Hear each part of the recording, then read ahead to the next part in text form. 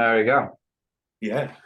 So, Richard, it's first of all, yeah, it's like I said last time, it's so Mhm. refreshing to just meet up like this and catch Yeah. up. And after like, what was it like? It's been 15, 17 years or something like that. Something Last time. like that. Yeah. And it was obviously down in Devon, Cornwall. And we've both been on our own journeys.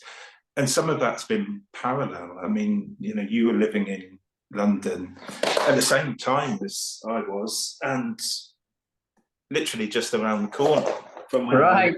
Yeah. When pursuing dreams and as kind of bohemian personalities that we are, right? Yeah. And trying to not give up this idealistic side while trying to also, you know, arrive at the time at the stage in life where we can be actually responsible and be able to handle things and you know, be successful in our own definition of that, and not just kind of give into the system, but at the same time not be derailed from it, because there's the reckless side to both of us, and and we're meeting at this stage when we are being, you know, we kind of more settled and things are looking bright, and it's so empowering to and kind of nourishing for me to reconnect. Yeah, absolutely, and to sort of check in like this, and I think at the right time as well, because you know, I think both of us, for our own reasons, you know, we're kind of chaotic, and you know, life was, and I think that it's good to experience that chaos if one has the desire for it, which I certainly did from a very young age. If anything was taboo or slightly esoteric, I was moving in that direction, and always was. But chaos, hedonism, all of those types of things, they often don't leave the space then for individual growth, for developing one's own sort of philosophical ethic in that sense. And when we knew each other back then, I think we were both sort of in that stage of well, deep in the heart. Wild abandon, yeah, wild abandon. wild aesthetic abandon. Absolutely. Yeah, so this reminds me of, you know, you mentioned last time the Dionysian and the Apollonian. Absolutely, and yes. Those two polarities, those two elements which are necessary. And some people argue that as a culture now, since let's say the Enlightenment, perhaps, and through industrial age and now into this digital kind of hyper rationalistic culture, we have lost the Dionysian in a way. I mean, it's been kind of perhaps suppressed, made unconscious, and it just manifests as total chaos, which cannot be controlled because it's not acknowledged. Whereas what art does, in fact, is letting you connect to it in a controlled, in a structured way, right? Which is the Apollo. Which is the Apollo, where the structure is given to chaos, but the chaos is this raw energy that which Blake talks about, the energy which is the devil, the devilish element, the dark element, you know, the hell. And if it's not controlled, like Levi, you know, the mystic, the French mystic, he says, if it's let to itself, it devours whatsoever it produces. And it's so difficult it's becoming addictive, and it just kind of goes reckless. But then if if wisdom, you know, he has wisdom, mother of Elohim, stamps on its head, you know, symbolically, it extinguishes the flames, and it keeps it under control. So you can, because what we're doing, as I understand it, art done properly, it's really exercise of what 500 years ago would be magic, you know, proper. You affect, you create a language of abstraction, and you affect people on a visceral level, precognitive, preconceptual level, perhaps emotionally. So you are you are charming people effectively. Yeah. If you do music right, if you do art right, if you do image, whatever. But then, yes, what do I want to say? It's yeah, well, there is no algorithm, there is no principle, or you know, there is no principle of what is safe, what isn't safe in art. Like it is dangerous if you do it properly, and that's kind of exciting about it. You can't contain it. The word the delusional thing is that you just control it. Like every totalitarian regime, they have to control art because that's one thing that doesn't let the confinement doesn't let consciousness to be stifled. It needs the liberty. Needs the liberty. It's transcendent, and I think that's the thing. Whether one is dealing with aesthetics on the sense of the sublime, which the Romantics talked about a lot, Turner, Constable, these guys, but also Blake, where during the time the Romanticism, say British Romanticism, because of course you had it in Germany as well, Caspar David Friedrich and those guys, but it was during the time that the Industrial Revolution was happening. So many people were moving to the cities, and because of that, nature took on this sort of deity-like persona for so many artists and poets, because their immediate surrounding was the I was going to say concrete jungle, but it wasn't concrete. It was bricks. It was factories and smoke. So through painting and poetry, people were able to attach to nature in this kind of way of longing, but also in this sort of mystical, sublime, transcendent sense. So art in that sense, and you say like with totalitarian regimes, that art is, this kind of human expression, which makes humans in a way mini gods. We are able to create things and worlds which have an effect on our world. So people have always understood the power of that, and in many ways those who control the arts can control the people. I think coming back to Apollo and Dionysus and relating for me and relating it to the personal story, but also to philosophy of art, is that a good painting is full of Dionysian splendor and magic, but without the frame or the composition of Apollo, then the Dionysian aspect of it just floods out from the whole frame. There's nothing to grasp. So really it's a good combination of the two together, and really good art has that. And I think in relation to then the personal experience of an artist, of a philosopher, of anybody really, I know myself from having way too much Dionysus in my life when I was younger, that chaos without its counterbalance can lead one into sort of despair or being absolutely lost. On the other hand, too much structure and too much order, like in art, I mean, art that is too Apollo based is rigid, it's boring, it is essentially lifeless. Yeah, it's lifeless. Yeah, it's like it really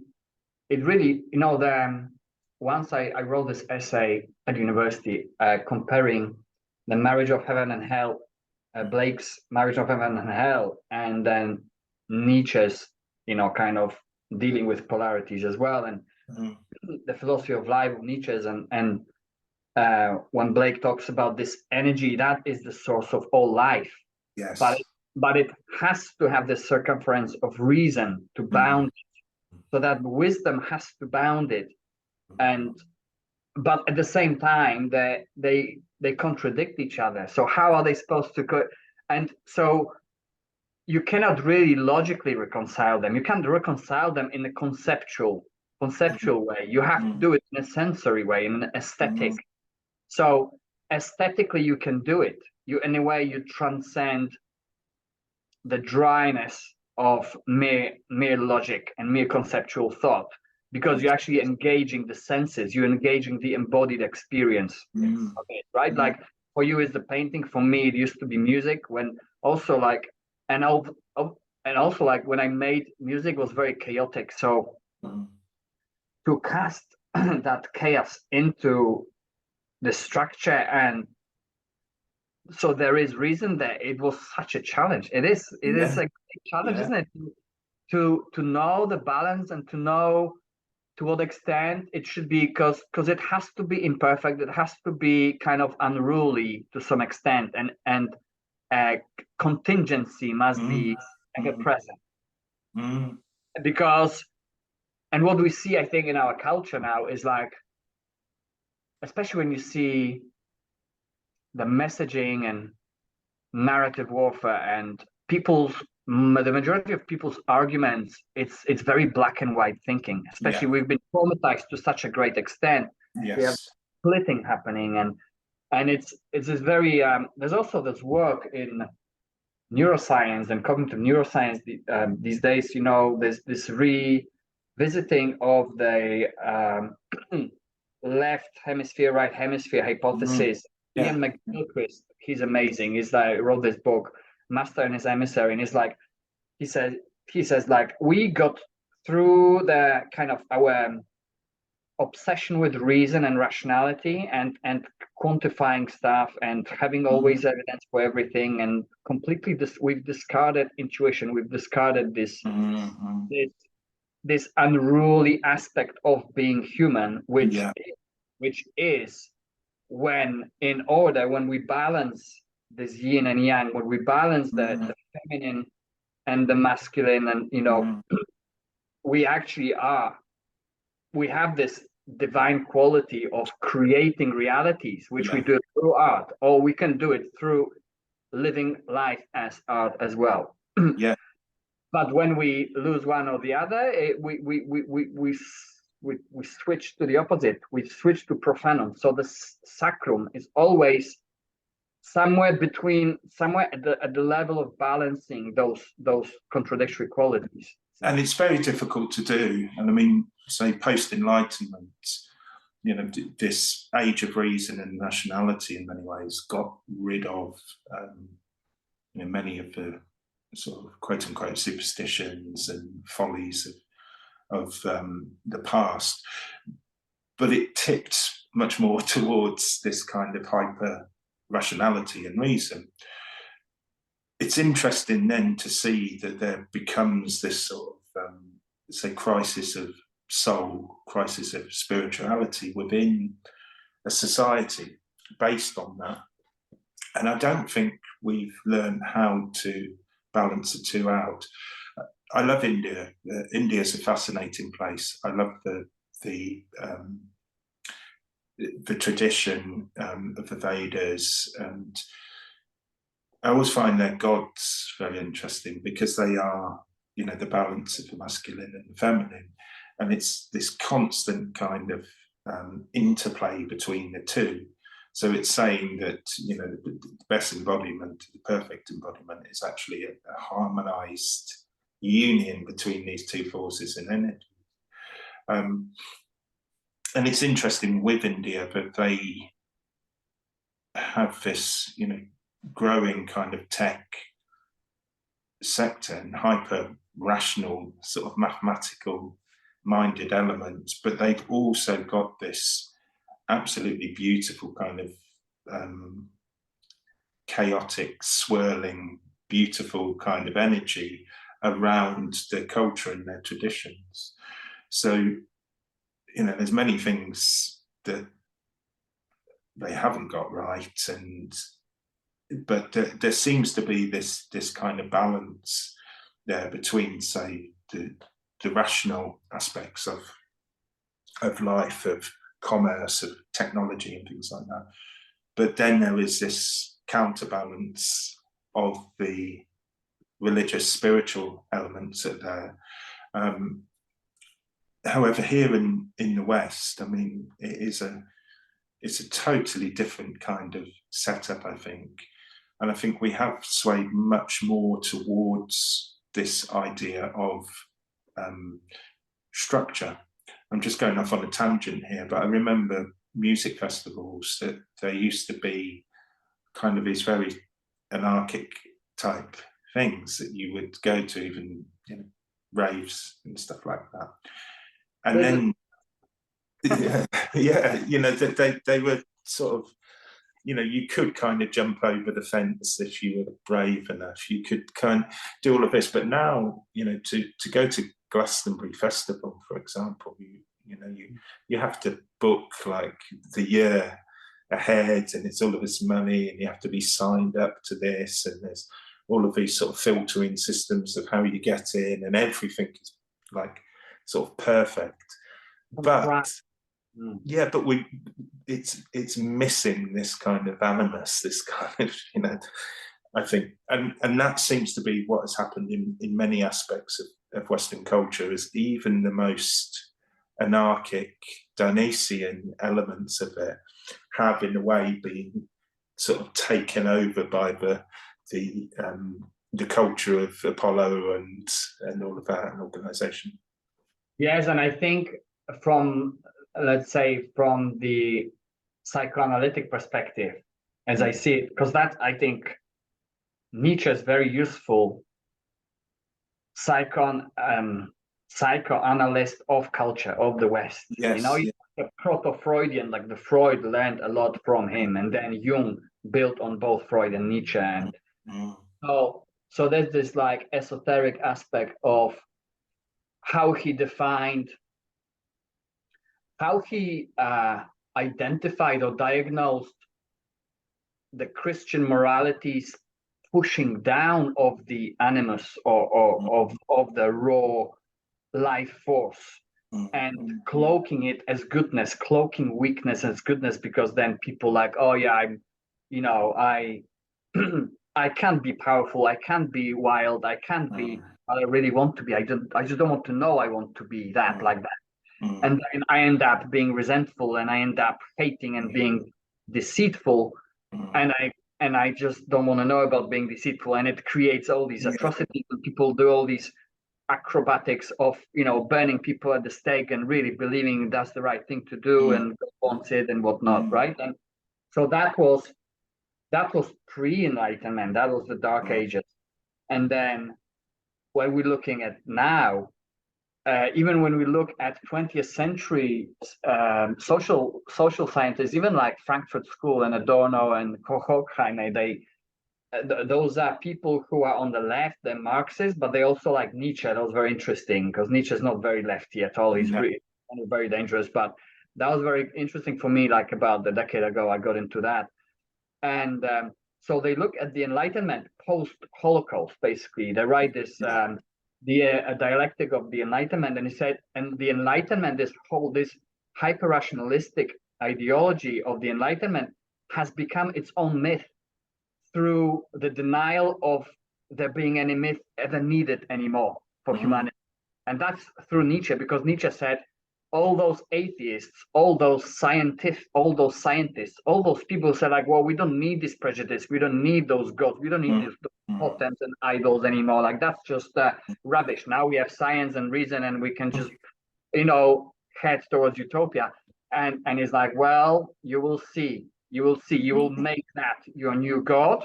Yeah. But that will be much less a god than the god that was still tyrannical, but at least there was a divine radiance around it. There was still binding, meaning making, meaning making on the continental scale. So the king believed in the same god, and the peasant and everyone in between believed in the same god.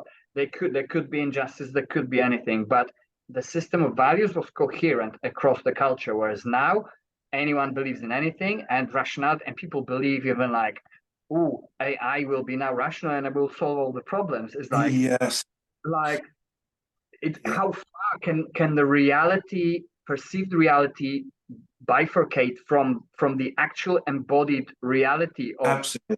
what things are, right? Yeah. And it's just to kind of finish off. So just as the sin was this concept of repressing the animal side of the human being, because oh, you can't be a bad person because you won't go to heaven. Now it's like even the idea of there being any need for spirituality is just outrageous. It's just silly and childish, and that then is channeled by those who understand that there's always been, since we left the cave because we became religious beings. Before we had ritual, before we had the burial of the dead and art, there was no humanity, no sapient sapiens. There was we are just like any other hominids, boring species. So you see, we've always had it, and suddenly we've brainwashed ourselves into believing we don't need gods.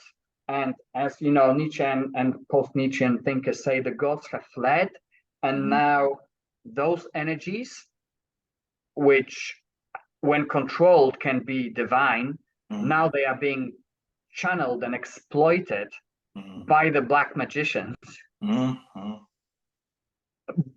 upon the population who doesn't believe in their existence. So we have like outrage and uncontrolled rage and conflict and just chaos. The righteousness for whatever reason. There's crisis, subsequent crises, and people fall right into it, thinking they're being defending rational argument, where they're being caught up.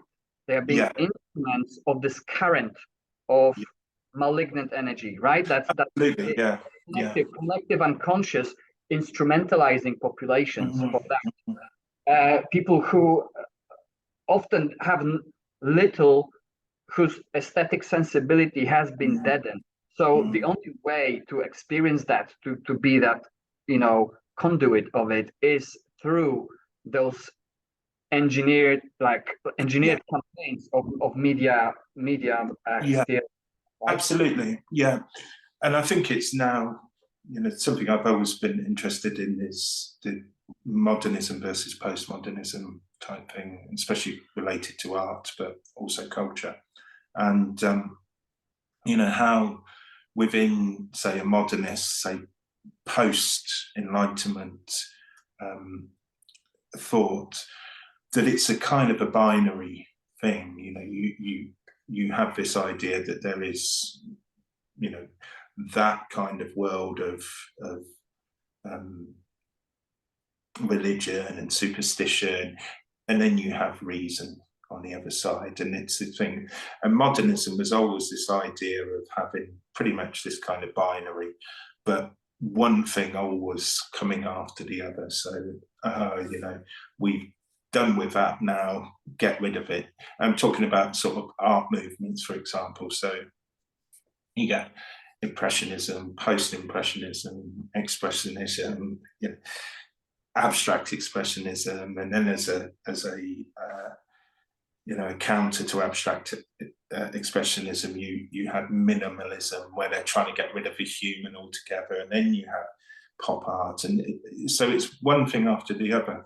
But then something interesting happens with so-called postmodernism, where it stops being this sort of binary thing, and it starts fragmenting and saying, hey, Impressionism or Neo-Impressionism can exist along with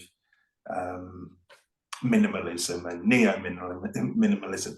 So you get this fragmenting of things, where also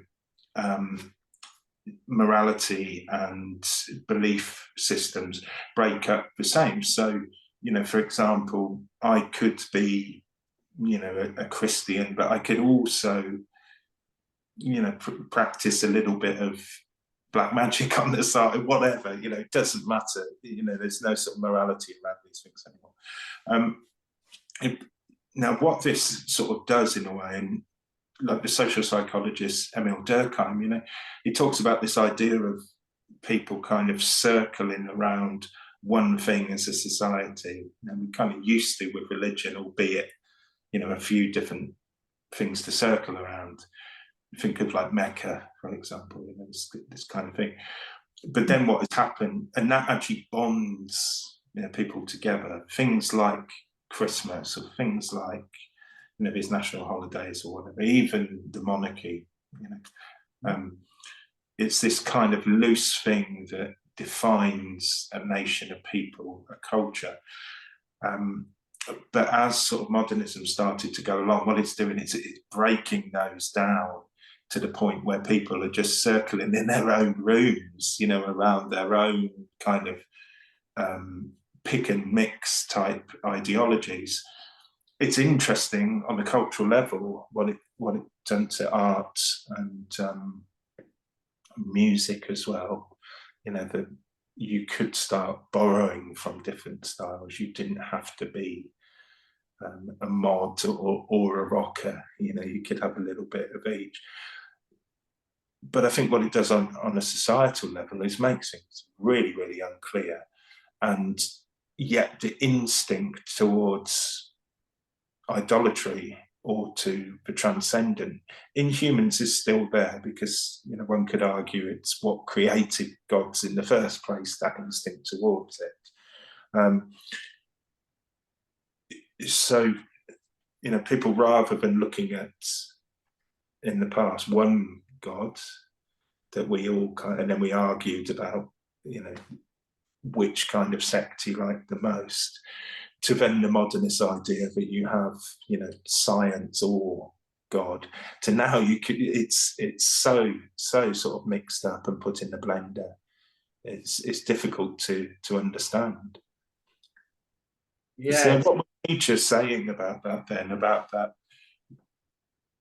Well, about what? About the split between yeah, about realism of not having epistemic ground, or yes. So that idea of you know, you take the gods have left, but then we project that same instinct to other things. Exactly. So he says, well, Nietzsche says we have to create our own values because we've lost those, we've sold those values that we've outgrown them. Because it's not that it's a he's not saying it's a bad thing necessarily. It's just said we now, since we can prove things to be wrong, then they are wrong. They are prejudice. But we can't live without meaning. We need the meaning. And science can give you anyhow, but it doesn't give you the why. And we need the why, right? So it's still a problem, even though we have no proof for why, but we need one, or we get sick. We get mentally sick, we get disillusioned, and we get atomized, and there's nothing binding the people. And at some point, he did believe like the art is, in fact, their salvation. You know, it's like for him it was, and early days of when he was championing Wagner, you know, before the Ring, before he got disillusioned with his Nazism and everything. Not Nazism, but, you know, his anti-Semitism and so on. But what I want to say about, I think there's this,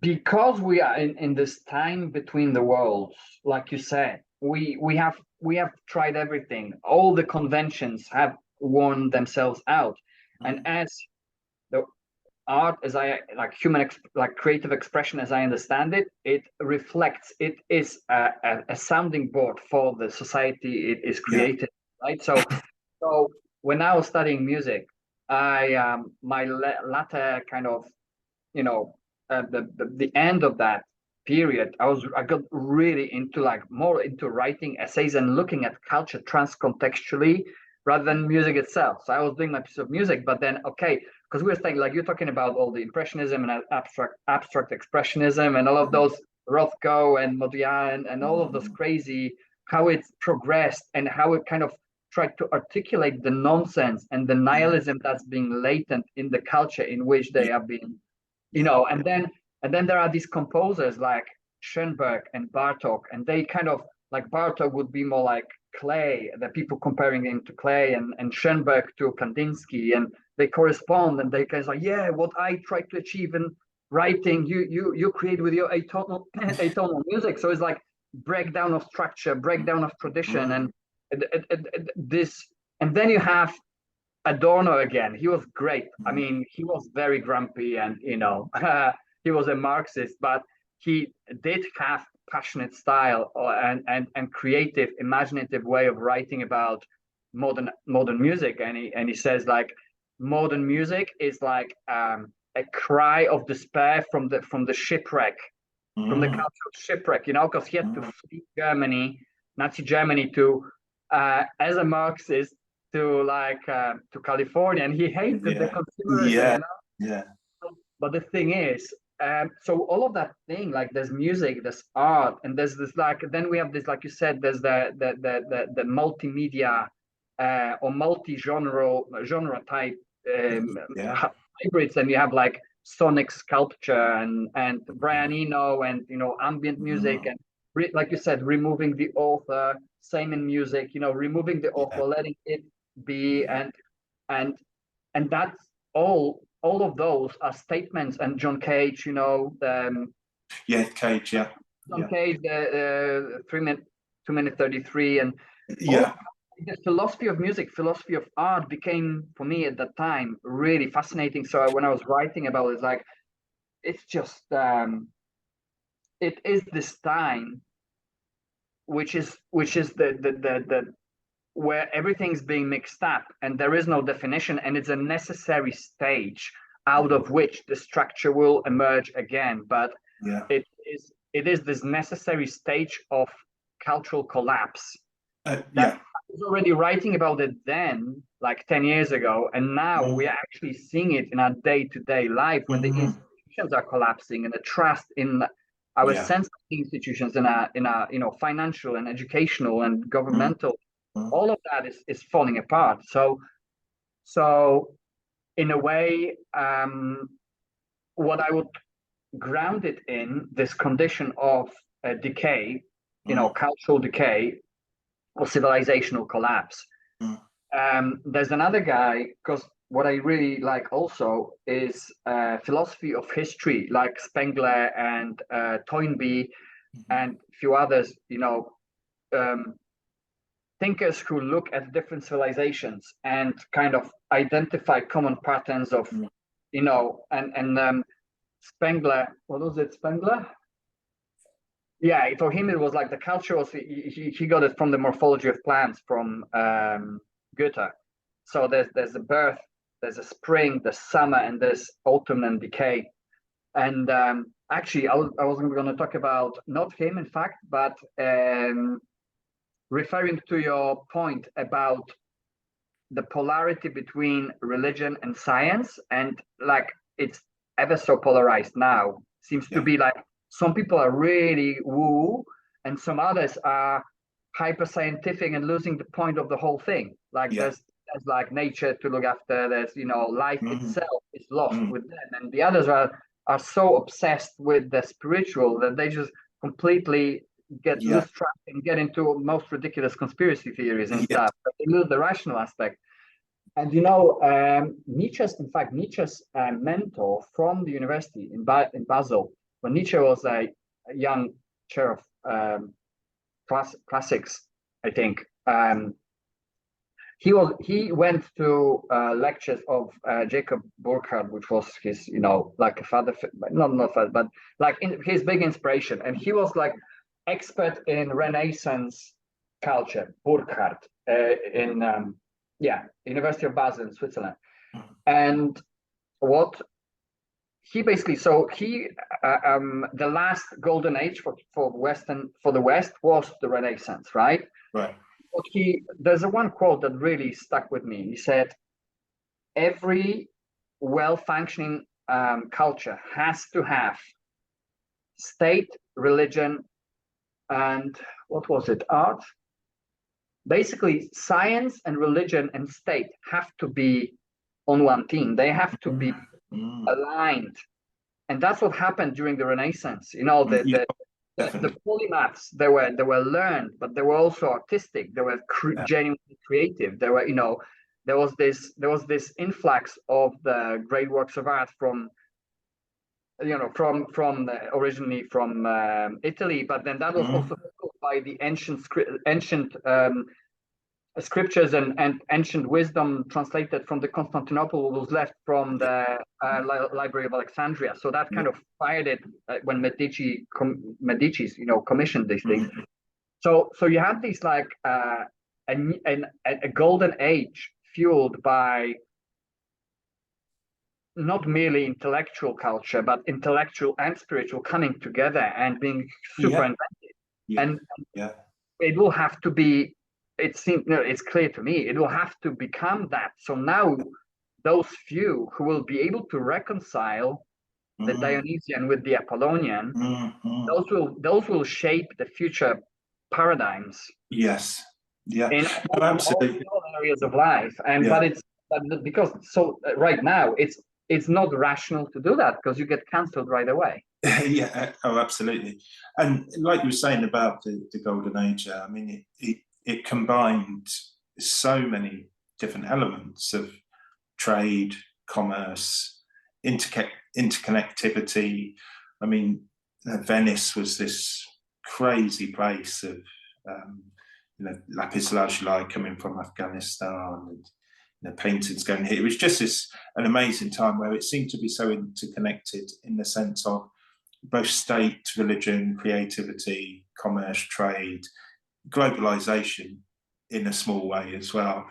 And then the Renaissance spreads to Northern Europe as well, which that's one of my favorite art-wise is the Northern Renaissance art. I can relate to it a lot more. But again, that could be seen like in such a kind of, a modernist way, that is this sort of forward we go. Nowadays, there isn't that sort of progressive way in the sense of looking at culture, I don't think. I think it is too, I don't know, again, it's using that postmodern idea with it, that a lot of young people I know in their 20s, the bands that they listen to are mainly from the 90s, the 80s, the 70s, 60s. Noticed that. Sorry? I've noticed that. They're not interested so much maybe with the new stuff, right? I think the new stuff, so, with this sort of paradox in a way of the postmodern thing, what it's done to music is in many ways that it becomes also homogenized in the popular sense. I mean, if I were to turn on a pop radio station now, I couldn't tell the difference between a lot, and that's not just because I'm a boomer, but I'm old. Again, it's this kind of thing where you do have subcultures, but many of the subcultures nowadays are, I mean, a lot of the sort of Gen Z are into drum and bass. I mean, that's something that's from the 90s and kind of evolved into its sort of own thing now. But, I don't think there is in that idea of a new golden age, I don't know if there's a possibility of it, because again, everything is so fragmented. People are kind of doing their own things. They're borrowing from culture decades ago. You didn't have that so much, even in the sort of pre-millennium culture, that people tended to just look forward. I mean, grew up in the 90s. To us, the 80s were just like a sort of a dark age, man. It's like you didn't think about the 80s. We're in the 90s now. You sort of reject everything. But now things seem to be borrowed much more. It's this kind of, so I think with the golden age, that there was this, kind of things just aligning, technology, vision, religion, but it was moving forward. It's sort of progressive in that sense.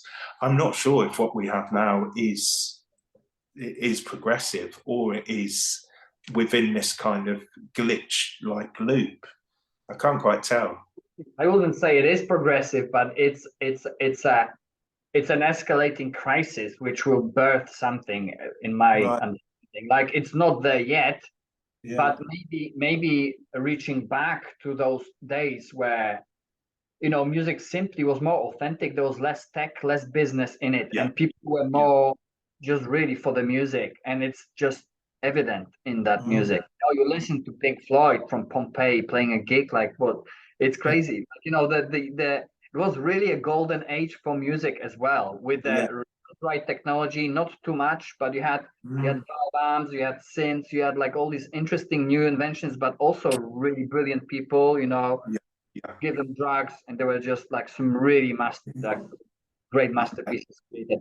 Maybe it's the young just salvage, you know, salvage the best bits, like in Renaissance, you know, they go back to the classical and recycle, get the best bits, and then it will be reinvented. Even like, you know, my background is obviously metal music, so I hardly listen to music these days. But when I do listen to metal, I really like, for example, Norwegian scene. There's like guys like they're like in the early 20s, and they play this raw, primitive, like thrashing, black kind of nasty, hellish thrash metal.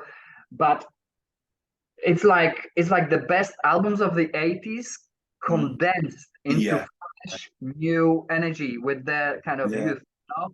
And it's beautiful. It's like they get it, they get the spirit of music. They consolidate this essence of the genre in 2023, and they don't need to be original. They sample those classics. You hear those riffs that you know from I know from my teenage times, and it's fucking brilliant, and it's really fresh, you know.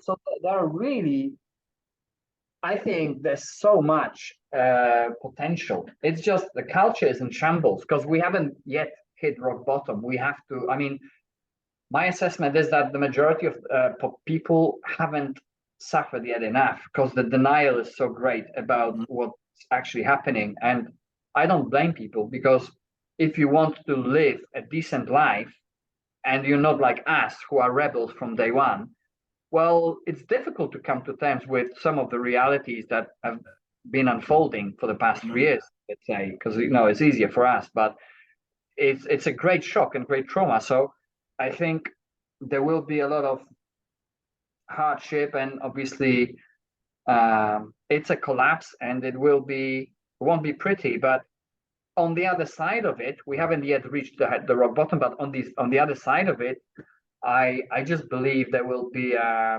there has to be another golden age, because there always is. It's just we've exhausted our story. We've run out of story, and we've exhausted our values, and we've tried to use palliatives such as, you know, rationalism, utilitarianism, and, you know, consumerism and other isms, and all the, like you said, all the ideologies, all the isms, to create a smokescreen from facing the reality that we, you know, we are essentially spiritual entities, and not spiritual in the sense of going beyond this life, what has been, you know, was preached by the mainstream, you know, organized religions, but through being creators, as we are.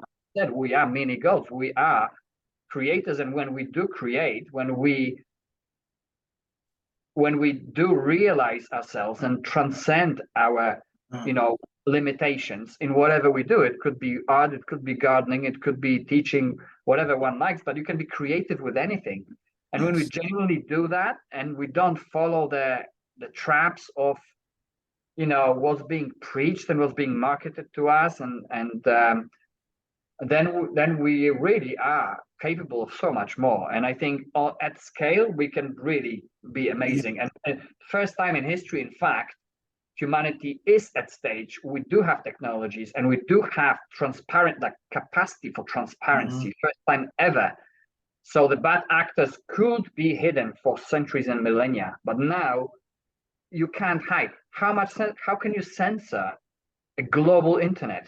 How can you censor that? You can't. You can only kind of, you know, patch the gaps, but ultimately truth, it just pops up to the surface like oil and water. So I think yeah, it's just inevitable. It's just how much hardship will be necessary, and beforehand. Yeah. be measured by that'll be measured by the denial that people still cling to. Yes, but don't you think in the sense, and it's going back again to maybe how we used to be pre-Enlightenment, but even during it as well, is that now there are so many truths in that sense that it's very hard to know exactly what is a tangible truth. And again, religion in the past gave us that. This is the tangible truth. And under that, we were both free to some extent. You didn't have to deal so much with the existential questions, the deep questions, because it was catered for. And then you had the science and reason. Now, they gave you the answers. This is why. This is how they pretended to say, this is how this happens. So now humans, it's your choice. You either believe in this old stuff or you believe in the truth, the new stuff. And then equally on the other side, the religious type would say this is all, sort of the devil's work. But I think nowadays that it's fragmented so much, and you get that idea of like my truth. I don't care what you're saying about this. This is my truth, and I believe in it. And what I worry about in that sense is that even though there is a core of truth out there, but culture and psychology and stuff through that development of the self in the 20th century, that before people were part of a family or a tribe or a religious group, but that development of the self where one's own ethic and framework for that is based on their own experience and their own truth. But that again kind of dissolves this idea of people acting in unison to agree on something.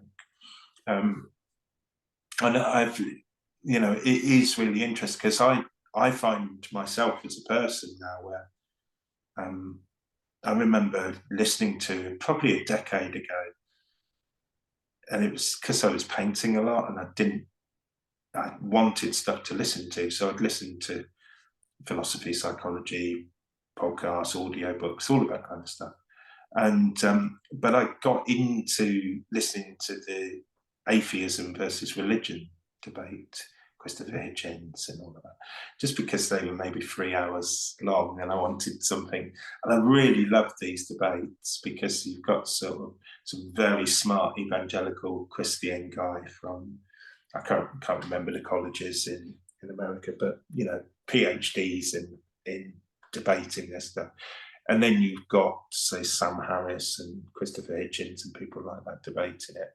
And I found it fascinating because it's a binary again. But there was hardly no meeting in the middle. Right, exactly. So it's not, and now we need to look at even the technologies that we have, because the debate itself seems outdated. Yeah. What we need is a dialectic. So we want to seek a reconciliation, despite the apparent polarity.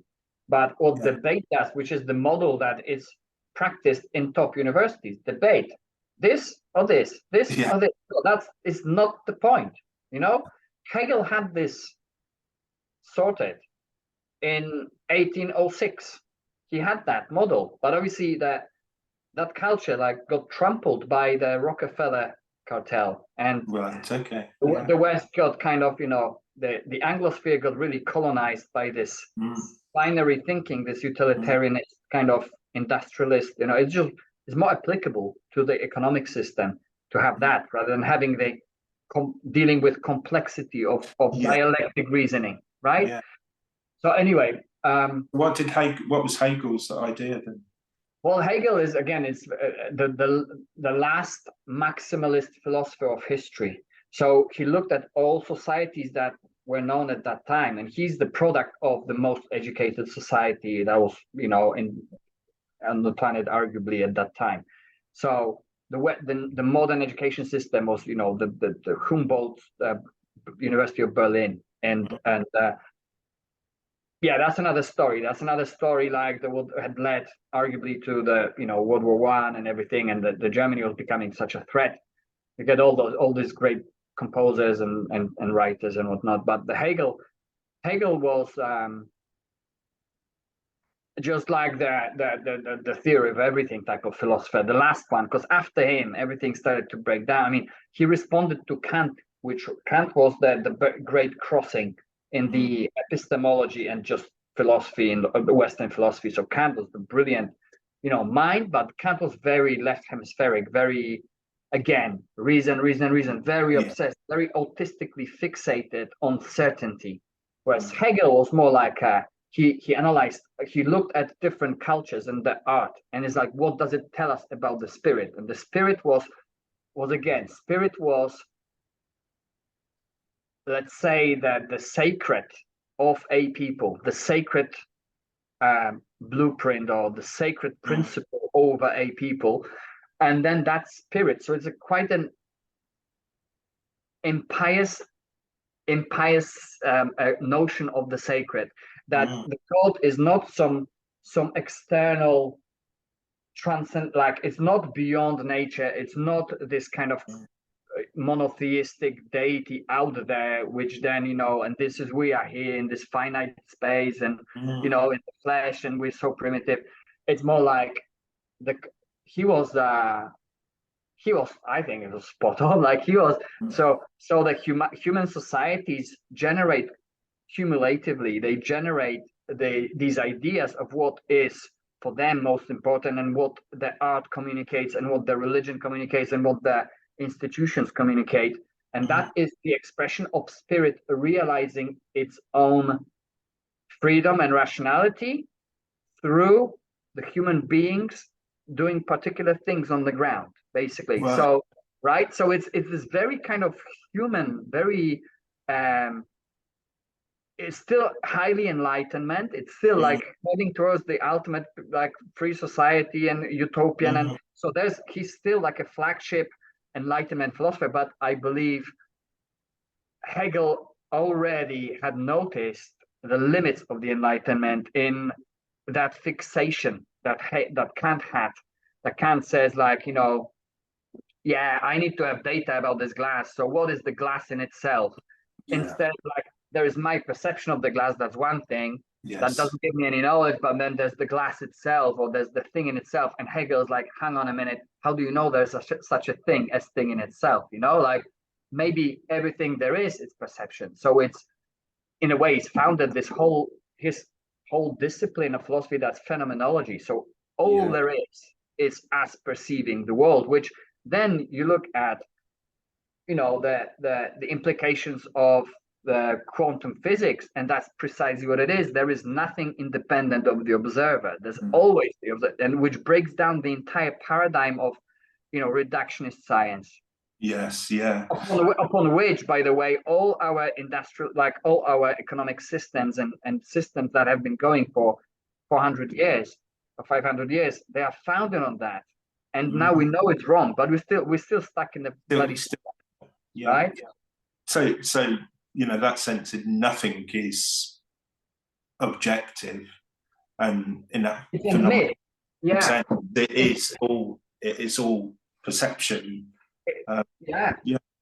The contingency is inherent in your epistemology. You can't get rid of it. You can't, and likewise, you cannot disentangle emotionality from rationality and intuitiveness from, and like the artist understands it, right? Because you have to wrestle with these two being a compound. It's not that you can isolate and pretend. Like, see, when I was, all my life, I had dreamt about studying philosophy at great university. I ended up going to University of London and studying under like experts, and it was great. I mean, it taught me a lot.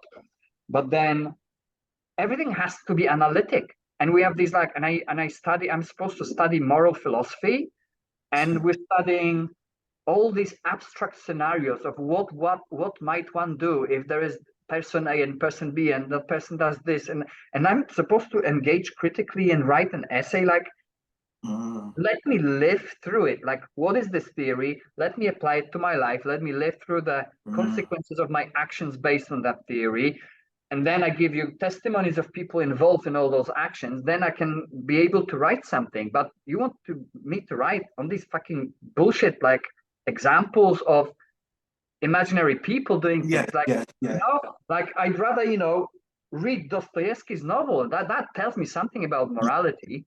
When you sympathize with a murderer and prostitute more than with any other presumably more decent person, right? And that tells you something about morality. But this is the whole culture it's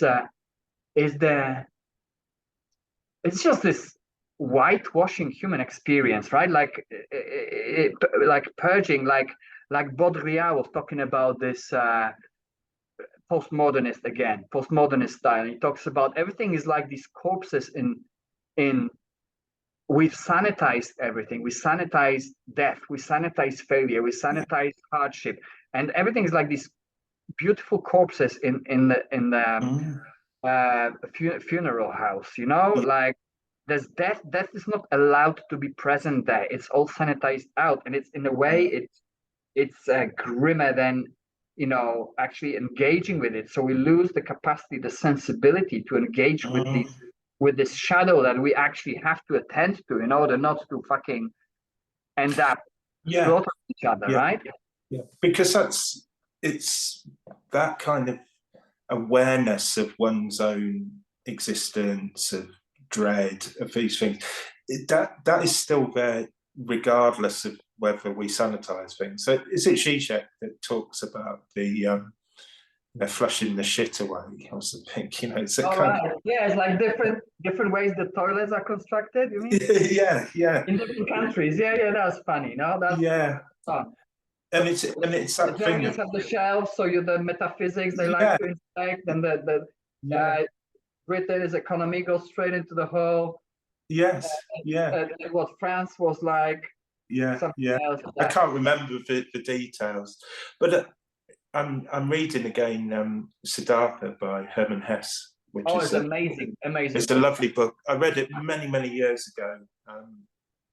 Read it a few times, but I'm just listening again on audiobook, and it got me thinking as well about the Buddhist ideas of enlightenment and finding one's own way. And it's interesting that Siddhartha, that he is basically sort of or the Buddha was protected from the ills of the world, so he was given the best musical teachers to train with. He was taught the 51 ways of love or whatever. He had all of this kind of luxury, and whenever they would go into town, they would clear the streets of people with leprosy, dying people, because his family wanted to protect him from seeing these bad elements of life, just sweep them away.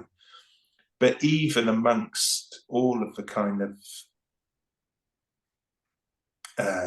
pleasures and privilege he was given, there was still this feeling of kind of emptiness and of longing with him, and despite having everything that one would need. Now, I think to some extent we have this in society in many ways, that you can survive now without having to go chop wood in the middle of winter. Your shit gets flushed away, right? The dying, if there's a road crash, there's people dying, the road is cordoned off. We don't see it, yet we can live in relative luxury in the sense of having technological communication. We've got fires, central heating in our homes. We have all of these things. We have the state if things go too wrong. For the time being, we have. Yeah, for the time being. Yeah. But what happens then is there's always bubbling underneath a sense of an existential crisis within the individual.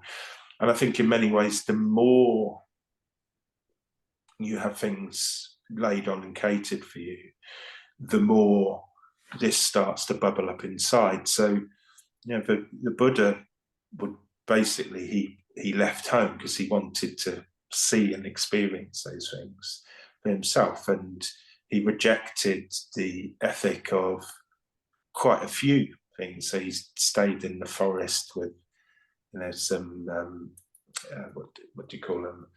Monks who would just naked and not eat anything. So he took on their morality, rejected it, went to that kind of thing, and he kind of found his own way. And I think about the individual in that sense, you and I, but then also society, that you grow really as a person when you realize that your shit doesn't just disappear. You grow as a society when you see that the shit or chaos or despair is literally a few decisions away, and very, very easy. And it's thinking whether on that societal level, whether that wisdom can be gained, because you've gained that wisdom. I think I've gained that wisdom from wallowing in my own shit, it not being flushed away, and actually seeing and smelling and experiencing all of those chaotic sides of life. That if one is not careful and kind of brings himself back on that brink, things can unravel very, very easy. So you're saying about a collapse in that sense. Do you think that that's in a way what is needed for that to get some kind of realignment? If people aren't voluntarily going to go out and see these things or experience these things that are very uncomfortable to experience. Right. Yes, sometimes I think, and there's part of me thinking there could be like overnight change, and sometimes one miracle can change everything. But at the same time, looking at centuries of conditioning through first religious ideology, then scientific ideologies, and all of those fixed ways of participating in the world, most of which now are becoming redundant, and there's nowhere to go. Like you said, there's this epistemic collapse that everyone claims to have a truth, and saying this is my truth, leave me alone. Like, this is, if like, to accept a more accurate version of the world means to destroy one's epistemology for people, right? For a lot of people. And if someone has never done it, like for us, it's pleasure to talk philosophy, but if someone has never done it, I bet it's horrible. Like, you don't have time. You have family, mortgage, you have shit to look after. So you can't get into how to do epistemology. But so there's this one thing that I do believe that it's a necessary stage. We've been living on credit. We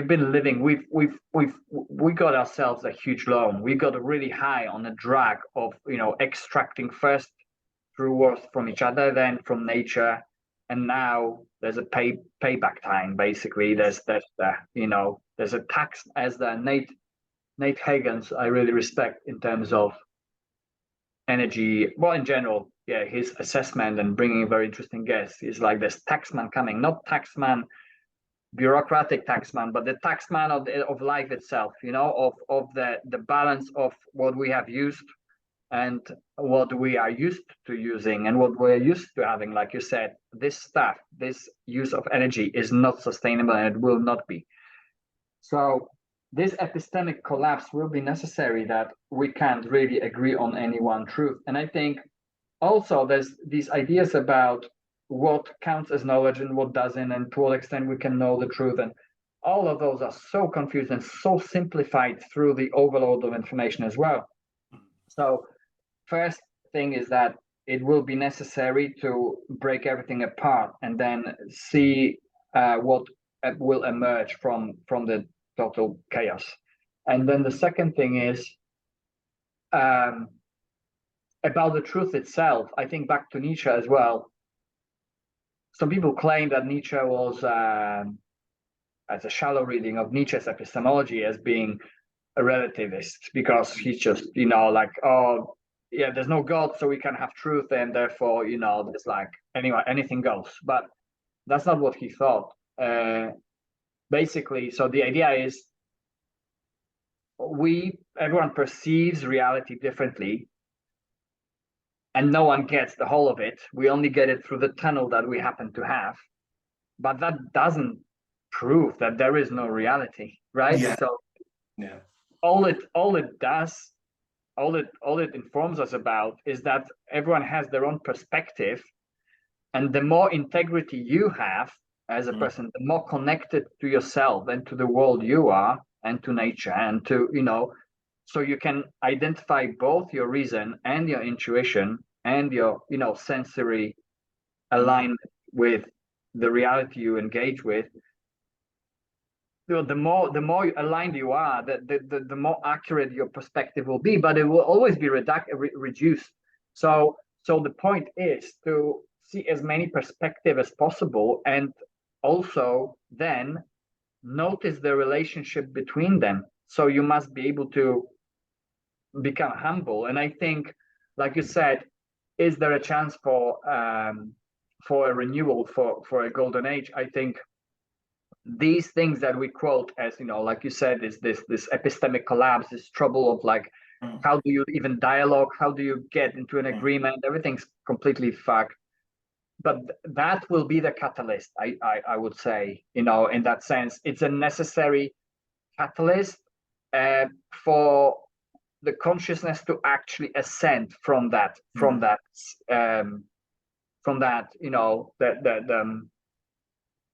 how to say, from this swamp, from this epistemic swamp, because it is in a swamp. And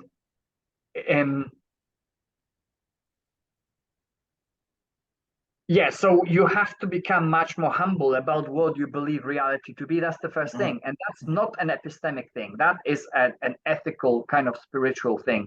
So it reaches, the more you try to do the science of theory of knowledge, you will reach the point, like you said, the hardship, the difficulty of actually facing your own bullshit will teach you to be humble, and that will then make you more curious about other people's perspectives.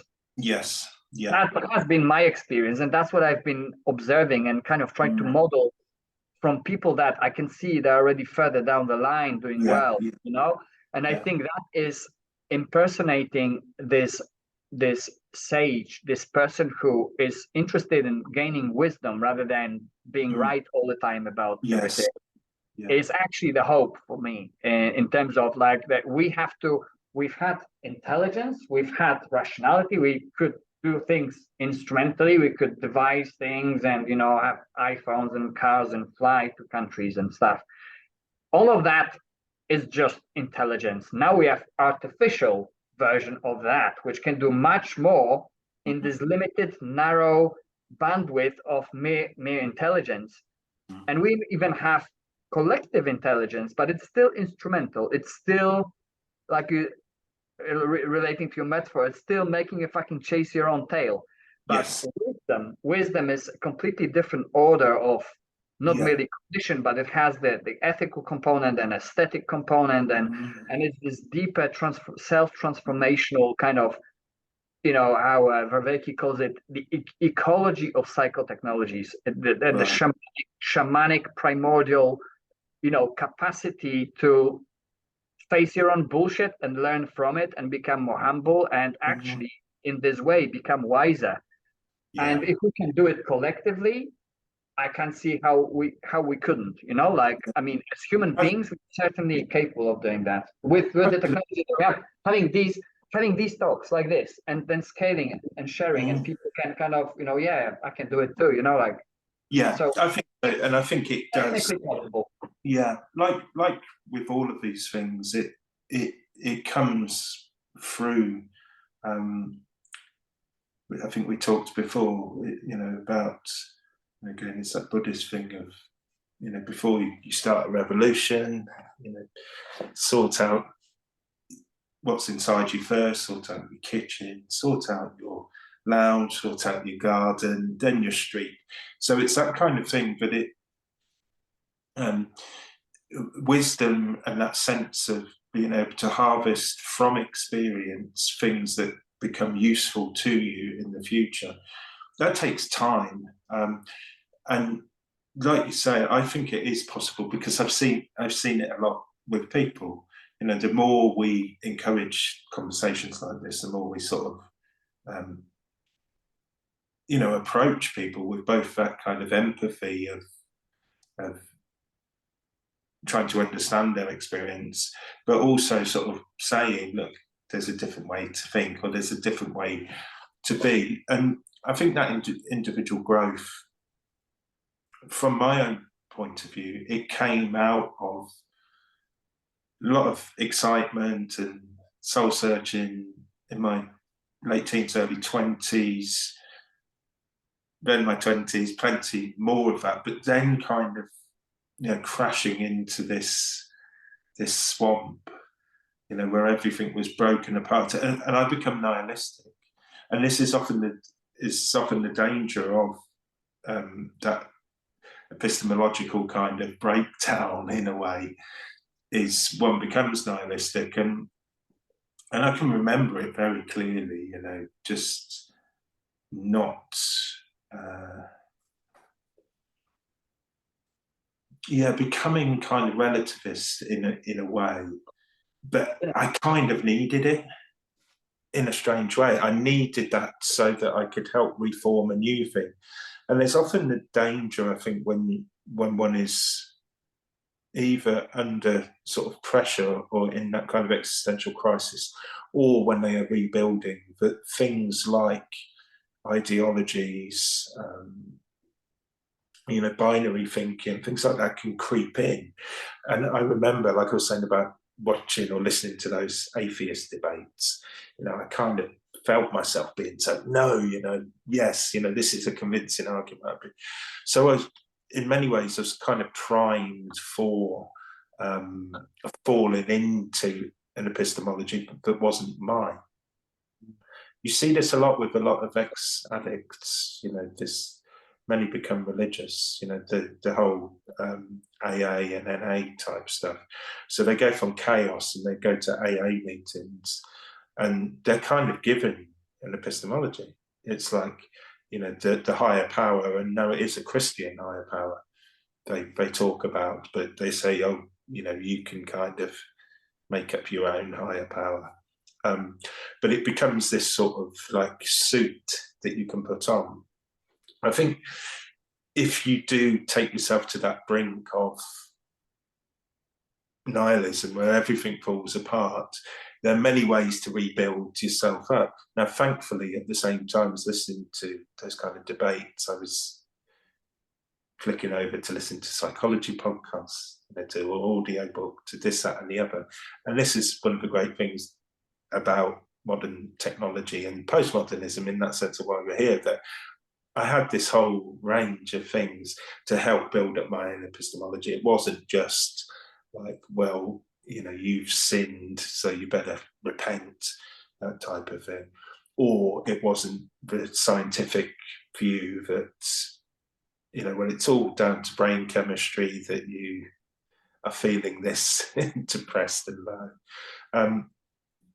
But I think it is so important, that awareness of the potential to change inside oneself, having the courage to do that, and to possibly have a couple of years of not wanting to look at yourself in the mirror, because it's, you see what a wretched human you are, but then building that up and gaining that wisdom along the way. And I think if more people kind of had that and shared that, it would be helpful. And we are living through a time that will facilitate that, I believe, for almost everyone, if not everyone. Let me just 1 second. So yeah, this was so important, you know, like go through that personal collapse, microcosmic collapse, Yes. and then you can scale it and you can notice it in greater structures, such Yeah. as society, such as civilization. And also going back to spirituality or religion, what you're actually doing is this ancient symbol of, you know, the whether it's the Ouroboros, you know, the snake devouring his own tail, and Yeah. Yeah. or it's the Christ, you know, Jesus dying on the cross, whatever the mythology you want to pick. Is practicing death and resurrection, which is the self-transformational tool practice that you, unless you accept it deliberately, it will crush you. Or you know, it will crush you, or you will accept it like as a gift, and then you will be crushed, but you will be able to learn from it. And practicing death and resurrection is, for me, it has become something very practical. Just, you know, like it's a necessary stage of self-renewal, and it's so missing, isn't it? People just have these linear ideas about just adding stuff to whatever the stories are and hoping that one day it will be perfect or something. It's like life is not linear. You have to, you know, nosedive, and you have to collapse, and you have to have things broken down so you can recreate and you can raise from that. Yeah, and you can understand them better. I mean, it, you know, it really does take that chaos or that feeling of despair to understand the opposite of despair. To comprehend what's possible. Comprehend, If it is bad, how great is it on the other side, right? How great is it? Yeah. And you have gained the insight into the abyss. That means there's so much great stuff awaiting once it's over. Yeah, and it is, again, if you have a bad night's sleep and then you sleep well the next night, you know, that feeling when you know you're exhausted and you go to bed, it is because it's in contrast to those things. I relate this to my own story in a way. I had many years of not sleeping well, and if I did sleep, I'd then wake up and wish I was still asleep.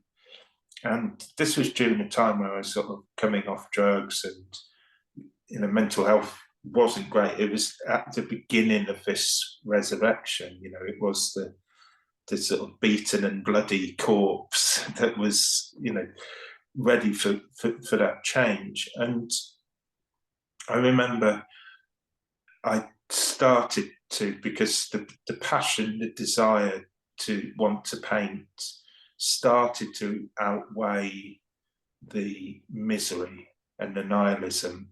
I started to believe. I was going in London to go and look at art galleries, and I would just literally cycle across London at the time and go to the Tate Britain and then cycle over to the National Gallery. You know, kind of listless in a way, and, you know, I had no real direction, but I was finding these points on a map of regeneration that would start beginning it. And for me, it was going to galleries. And I remember the transition in myself from going and looking at these artists and then looking at myself as what I thought of an artist, as this kind of suffering bohemian, you know, sort of being philosophical about art, but never actually bloody making any. Right, it was that thing. And I remember going and switching my whole kind of ethic over to this idea that inspiration doesn't just come to you and then you're like, oh, you jump up in the middle of the night and you create a masterpiece. Inspiration has to be harvested from difficulty and through hard work. And, you know, I remember then starting to get in this thing and saying, well, I'm getting up at 6 a.m, and I used to go, I had some skates, like some inline skates, so I'd go to Finsbury Park at like 5:30 6 in the morning on my skates and just do crazy laps around the basketball courts. I'd go to Sainsbury's and come back, and I'd just start working early and then just work all day. And I felt myself being pulled by all of the old kind of vices when faced with the adversity of being creative. It's not easy to pick up a paintbrush. You think, oh, you know, but there's always a massive rush of disappointment when vision doesn't align with motor skills and technical skills. So I would like be tempted to then just to go off and like go and consume something. And you know, it wasn't drugs at the time, it was cakes and stuff. So, you know, I'd go and get myself a cake and come back. But slowly what started to happen is I kept doing that routine and, you know, creating things that I wasn't, you know, in despair about. I could actually see something in there. And that that knowledge and that kind of stoicism around work and routine totally switched my epistemology. It totally switched my whole ethic. Whereas before, I could never actually develop anything because I'd just get frustrated and go for some hedonism, you know. So I remember this sort of resurrection in the sense of this rebirth of, you know, realizing even at that age, and I was what, about 33, 34, that I could change and I could kind of reformat myself into what I thought was a good way of living and accept that it was much fucking harder, right, than the other way of living. But the little rewards, like if I managed to do something with a paintbrush, rather than waking up with dreads and nihilism, I was waking up with a little bit of excitement. I'd done, you know, I'd done that. So now to build on that, and now like, you know, 10, 12 years down the line, those sort of little seeds that I harvested, and again, it was like digging in frozen soil, man. You know, it was like the worst kind of, you know, it's full of all of these bricks, and the time I was putting the spade in, you know, it's sending shocks at my, but those seeds were sown, and now after all of this time, I'm seeing that the, you know, the shoots or the fruits is starting to appear, and no one can take that journey away from me. And equally, I can't give that journey to someone else.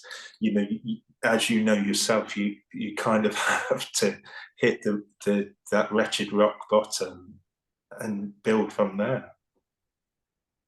So beautiful, because it's I guess it can be really empowering for people to hear that it's worth it, you know, like it's so incredibly hard to pull yourself by the bootstraps, and it's so unlikely, and the whole of culture is against you, and like there's a lot out there that really prevents you and wants to sedate you into just, and you will prevent yourself.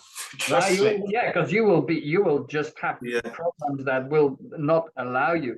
But then interestingly you said, but that vision of myself, like it demanded, like you were called. That's why there's this thing about like when you're creative, or when you are, you know, for me these days is more writing. So I like to, written word, you know, is my, sometimes I get busy with work and I don't get to produce anything, and it's just the knowing thing, like the money's coming and I can, you know, things are provided and looked after, and I just like, I'm missing that dimension. Like it's just, I'm missing, like there's an obligation to whatever, to your capacity, to your labor towards within that domain. that you're supposed to be doing this, and it Yeah. doesn't matter, you know, if it's for free or whatever. Like, you're supposed to be. So you are called in a way. It's interesting how it is contrary to the whole culture of individualism. You know, Yeah. like yeah, it's what's in it for me. No, it's almost like it's a service. It's like you have to do it in order to Yeah. not have that dread, to not have that Yeah. feeling of, yeah. Like, Yeah.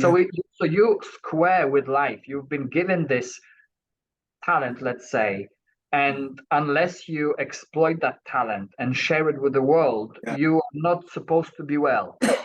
No, I think you're right, and I think also because I teach as well, and that's a massive component of what I do and who I am. There's, you know, on the painting level, that it is, you know, that I share them on my website, put them in galleries, whatever, and people actually, it gives them that aesthetic kind of moment, that transcendence, that kind of feeling.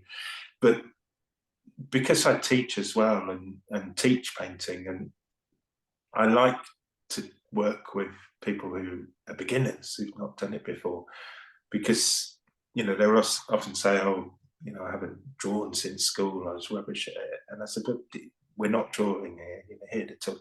But seeing from, you know, all the way back then when I was like in such a, you know, such a depressed kind of state where it had all, the balloon had kind of, you know, when you see those balloons all shriveled up at the end of a party, there's a little bit of the, you know, that's what I felt like, you know. But to feel that, and to feel not suicidal, I won't go as far as that, but, you know, to entertain thoughts that, you know, this existence is rubbish, to go from that to where I am now, where I feel like I'm genuinely sort of involved in helping people grow their own creativity. Through my paintings, I'm able to express my creativity, connect with others in that way. But to me, this is why whenever I see someone who is like in a crisis or feeling down or whatever, there is always, and it doesn't matter if someone says, oh, well, I'm 60 years old now, there's no happy. There's always that potential, but it is not going to come to you by reading one book. It's not going to come to you by doing it. It's, you know, for some people that happens quickly, you know, that transformation, that resurrection. But each journey is unique and an individual. And yes, learning from people and getting that inspiration, but you've got to find whatever it is that it is. And it's mainly, it's passion, you know, and it's finding time and space for that passion. I say with people I work with and teach, you know, it's like, yeah, you know, you're busy, you've got your life, your family life, but try and find 1-2 hours a week for yourself just to paint. That's what you want to do.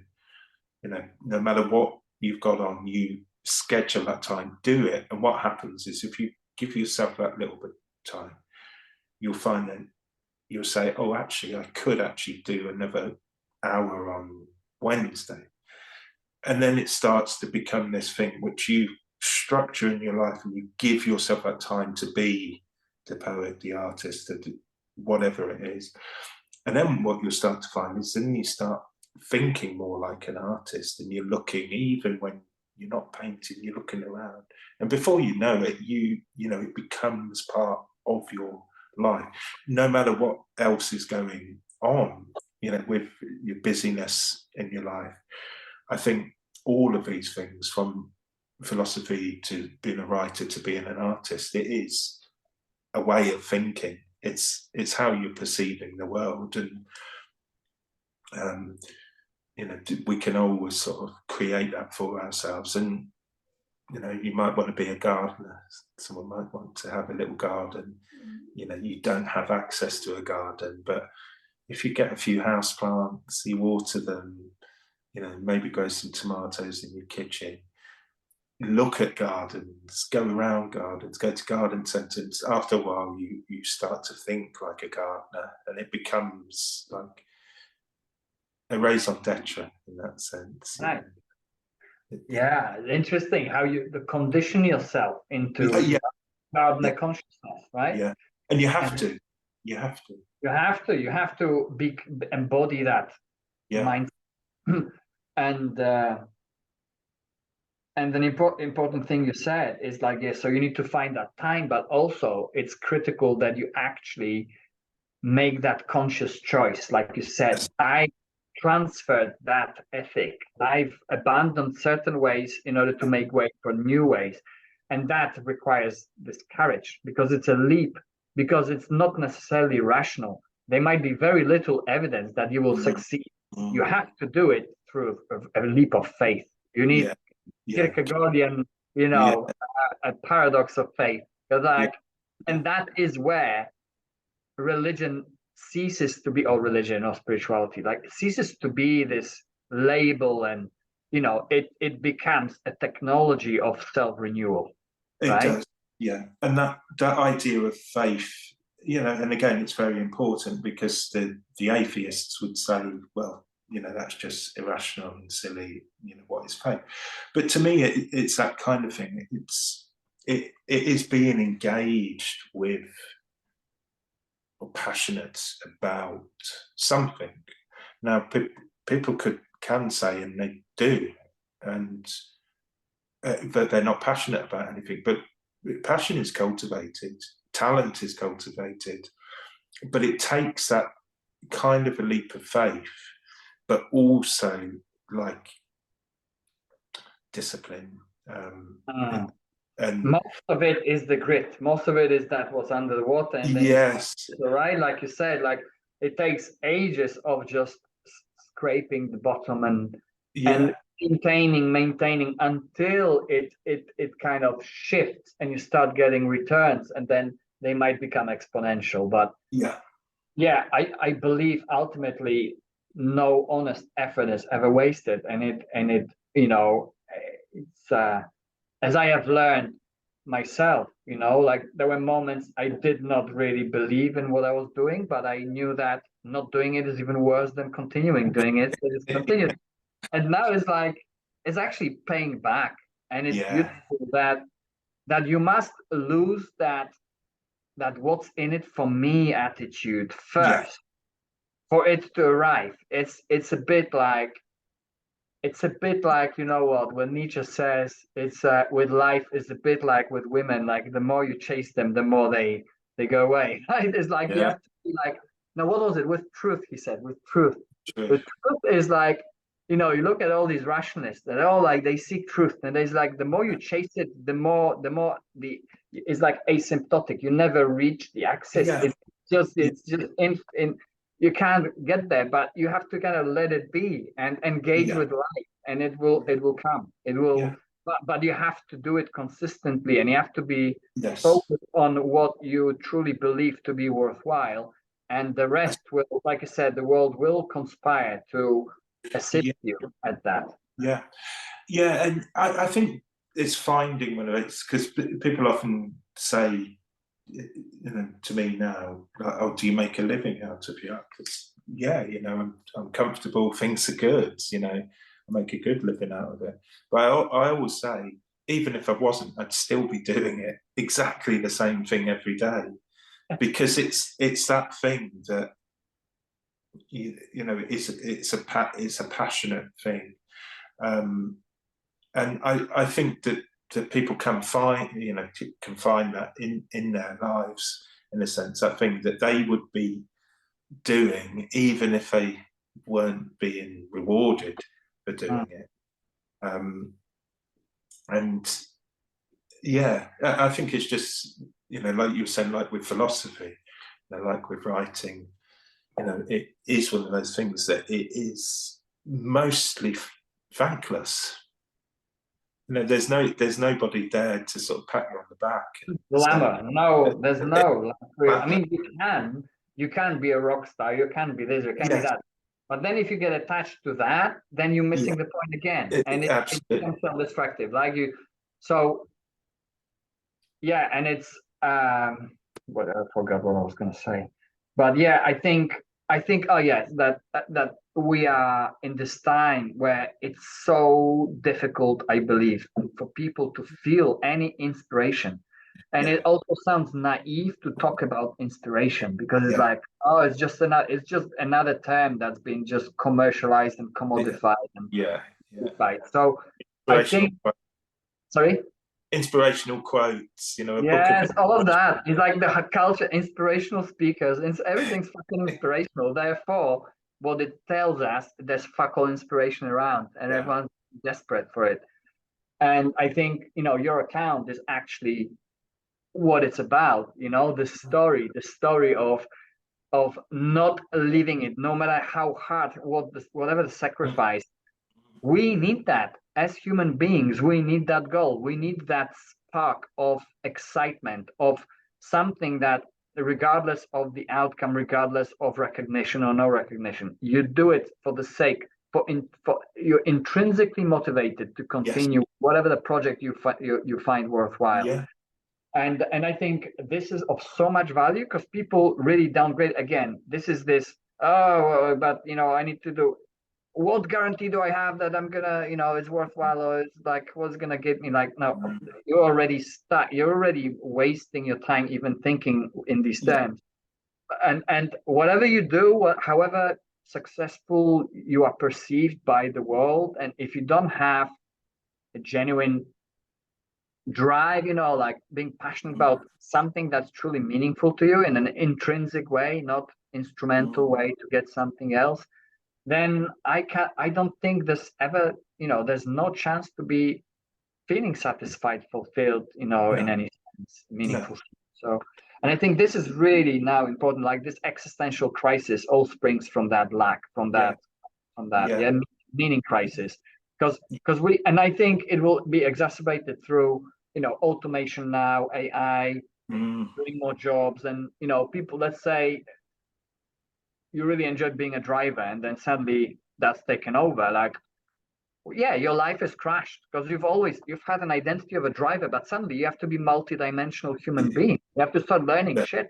You either do that or you go extinct. So this is the challenge for humanity now, and we will all have to become multi-dimensional human beings. And it's fantastic, because we all have the capacity to do it. It gives us that chance. Yeah, and then it will be that choice, I believe. I mean, we do have conditioning, we do have propaganda, we have nefarious, we have perverse incentives keeping us in a fucking box.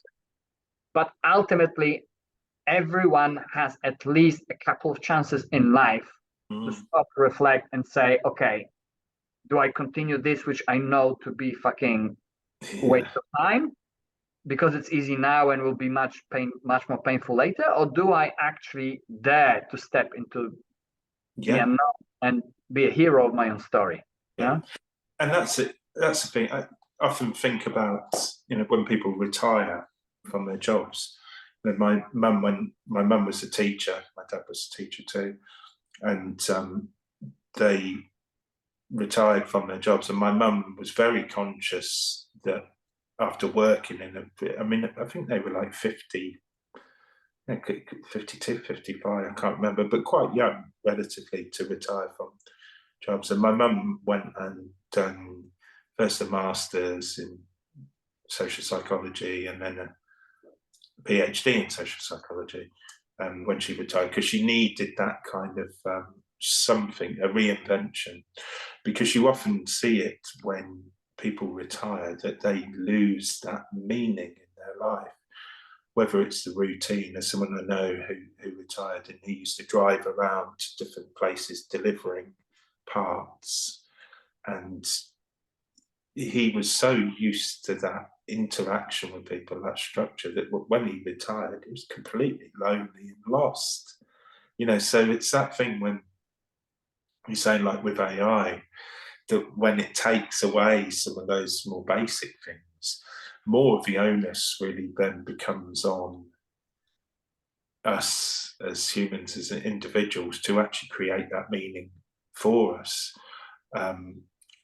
Because if AI takes the driving job, and stuff like that. What do you do? I mean, of course, there's loads of consumer stuff that you could just get into. Driven into, but yeah, but you can choose. You can choose to be sedated into, you know, pleasuring yourself to death in a metaverse sport, or do you actually want to maybe learn something that will be of benefit to your fellow human beings and really like evolve? Yeah, absolutely. Yeah. What time is it? I'm just checking. Right, Richard. Yes, great. Yes. So I think that'll be enough for the first time. Good. Yeah, Well, we've got plenty more to talk about, I'm sure. definitely next time. So I will finish this one and see you next time. Yeah, good to see you, man. Yeah, hang on.